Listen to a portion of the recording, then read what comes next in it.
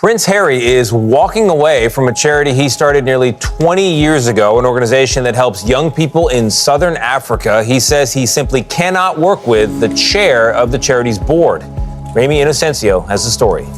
It's hard to fathom how a prince, raised in immense privilege and trusted to carry forward his mother's legacy of compassion, could end up at the center of such a devastating financial scandal. Yet that's exactly where Prince Harry now stands, caught in a high-profile legal and ethical storm that has all but shattered the final thread, connecting him to meaningful humanitarian work. This isn't gossip or speculation. At the heart of it is a formal, fully documented $20 million lawsuit filed by Dr. Sophie Chanduka, a respected Nigerian corporate lawyer and the former chair of Sentebale, the very charity Harry helped establish, to support children impacted by HIV and AIDS in Lutu and Botswana. At the core, really at the heart of Prince Harry's public image, the charities he spotlights have shrunk from some 16 organizations to just a few since he exited royal life. And the UK Commission that regulates those charities says that it is aware of the allegations. This isn't just a scandal, it's a full-scale unraveling. A crisis that threatens to expose how unchecked fame, influence, and poor leadership can leave behind shattered institutions and broken promises. Prince Harry, once celebrated as the royal family's modern face of philanthropy, now stands before a version of himself he may barely recognize. Not the soldier-turned-activist, not the grieving son carrying forward his mother's legacy, but a man accused of transforming a children's charity into a personal branding machine, using donor events to secure media deals, reshaping internal governance to his advantage, and then walking away without a second thought. The evidence submitted to the UK Charity Commission, board memos, internal emails, and notes from private meetings paints a damning picture. And as more voices from inside the charity come forward, the story grows clearer. This wasn't a simple misstep. It was, according to those involved, a calculated effort marked by control, manipulation, and a careless disregard for the mission. At the heart of it all is Dr. Sophie Chanduka, a seasoned professional whose reputation spans continents, and whose commitment to Sentebale never faltered even as the ground crumbled beneath her. Her decision to take legal action against Prince Harry wasn't impulsive. It came after months of internal turmoil, failed attempts to reconcile, and an increasingly hostile atmosphere from members of the Sussex inner circle. And a war of words has erupted between Prince Harry of African charity Sentebale, Dr. Sophie Chanduka. At some point on Tuesday, Prince Harry authorized the release of a damaging piece of news to the outside world without informing me, or my country directors, or my executive director. What drove her to this point wasn't ego, and it wasn't revenge, it was principle. A firm belief that no one, not even a globally famous royal, should be allowed to dismantle an organization created to protect society's most vulnerable. In her legal filing, Dr. Chanduka lays out a troubling pattern, one that suggests Prince Harry didn't just step away from Sentebale, he actively tried to take it down. And like so many institutional collapses, it didn't start with noise or chaos. It began quietly, almost invisibly, slipping through the cracks before anyone realized how deep the damage ran. On me, and the 540 individuals in the Sentebale organizations and their family. That is an example of harassment and bullying at scale. Now, Prince Harry quit the charity just last week, which has clearly ruffled some feathers. Now, we've spoken about Sentebale on the show before. It was co-founded by Prince Harry. The early warning signs were easy to dismiss: a missed call from a donor, a last-minute change in plans. Harmless at first glance. But then the cracks widened. Dr. Chanduka recalls that everything began to shift the moment Prince Harry started preparing to leave the board. His focus drifted.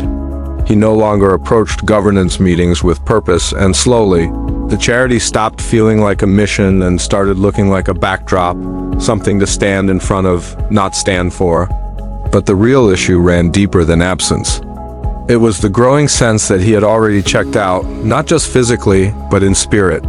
Lesotho and Botswana, particularly those affected by HIV/AIDS. And one of the big issues has been the dependence of Africa and Africans on aid. We need to move into the entrepreneurial space and create a future that allows for people to fend for themselves and to define their own destinies. In recent times, The real turning point wasn't just his absence. It was the calculated shift in how the charity was being seen. Internal memos reveal that events once focused on spotlighting local outreach were quietly being rebranded as stages for the Sussex image. The first major hit came during preparations for the charity's high-profile polo fundraiser, an event originally designed to generate crucial support for HIV education and children's mental health programs in Southern Africa. But somewhere along the way, the spotlight drifted. It was no longer about the mission. It was about the moment. in October last year. But in November, its charity director, Baroness Linda Chalker, she resigned after 18 years. And in December, its CEO, Richard Miller, he also resigned. But things have evidently not improved. To discuss this some more, I'm joined by Royal Editor for the Daily Mirror, Russell Myers.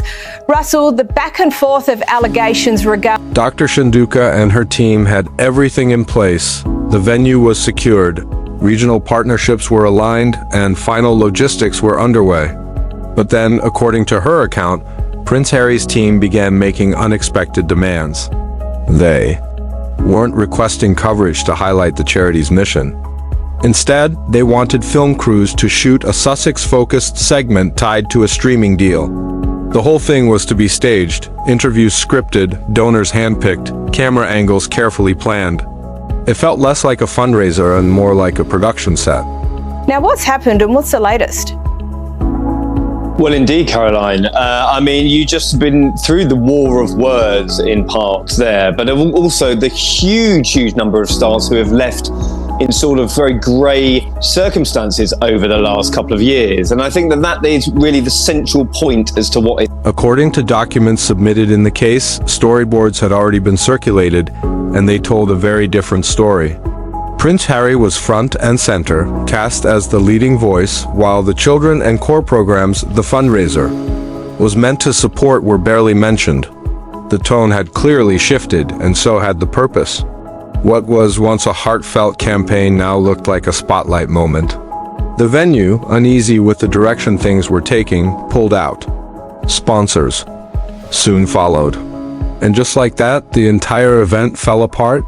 In a war of words with the senior members of his team. As you said, last week on Tuesday, he decided to release a statement which had been leaked to one of the British newspapers about him stepping back from his patronage role with his co-founder, Prince Seeiso of Lesotho.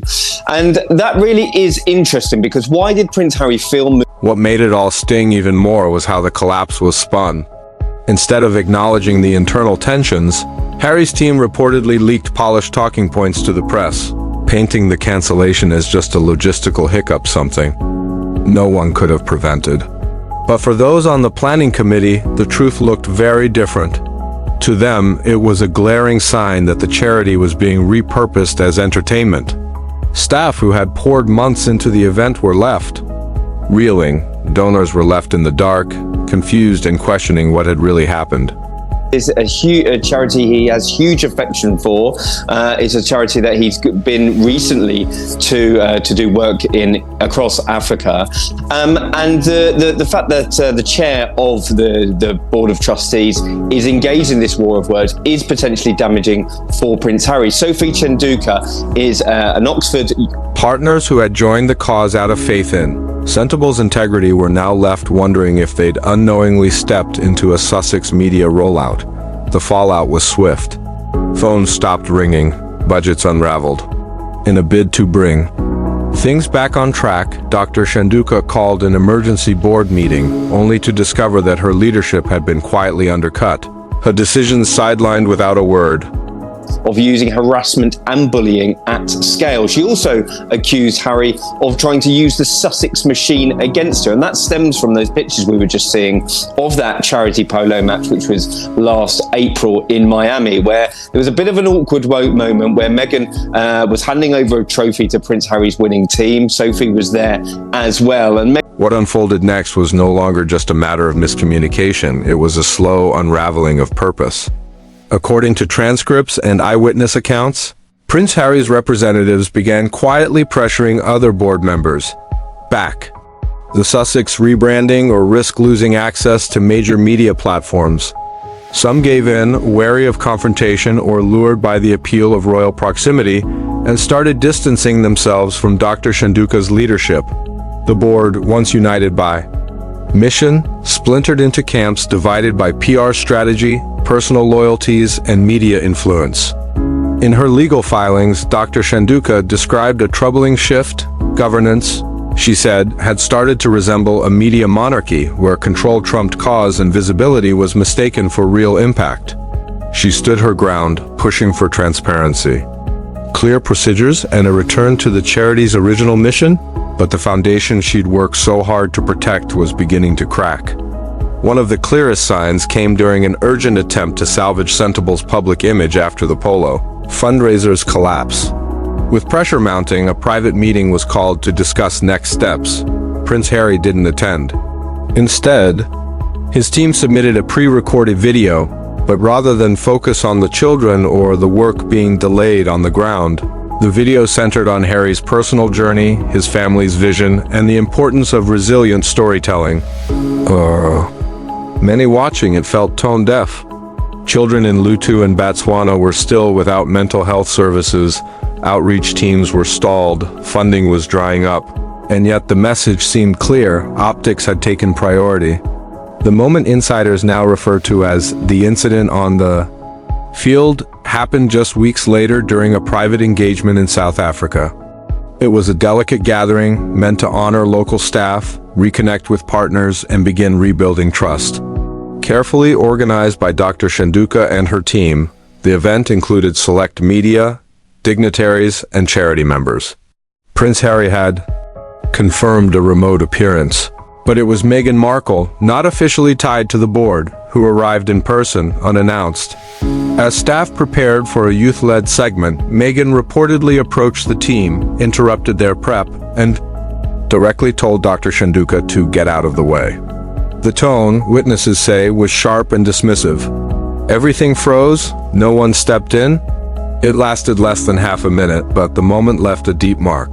Dr. Chanduka, composed but visibly shaken, quietly stepped aside and never returned to the stage.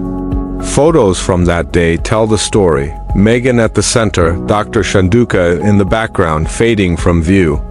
For many, it was the symbolic passing of control. The board wasn't leading anymore, the spotlight was. In the weeks that followed, resignations rolled in. The most shocking came from Prince Chiso, Harry's original co-founder and a key bridge to Luta's royal family. His exit sent ripples through local networks. Resources began to dry up, inquiries stopped. Other board members left without explanation. Sponsors pulled funding. Morale among staff collapsed. For Dr. Chanduka, the issue wasn't just the devastation. It was the fact that she'd seen it coming. Again and again, she had warned about branding overtaking purpose, about influence being traded for visibility and decisions being made without due process. She pushed for stronger local leadership, called for audits, and warned that the informal shift in power would eventually destroy the charity's credibility. Her calls were ignored. With the mission fading and the organization's core fractured, she turned to the only path left: legal action. The lawsuit wasn't just about missing money. It was about truth, pulling the story back from the grip of spin. The $20 million claim includes both direct losses and the reputational harm she says was done through calculated interference. Internal emails submitted with the case show a clear pattern: resources diverted, programs canceled, proposals rewritten to focus on Harry's profile instead of the children's needs. Her legal team describes these not as missteps or redirection, but as intentional acts of dismantling masked as leadership.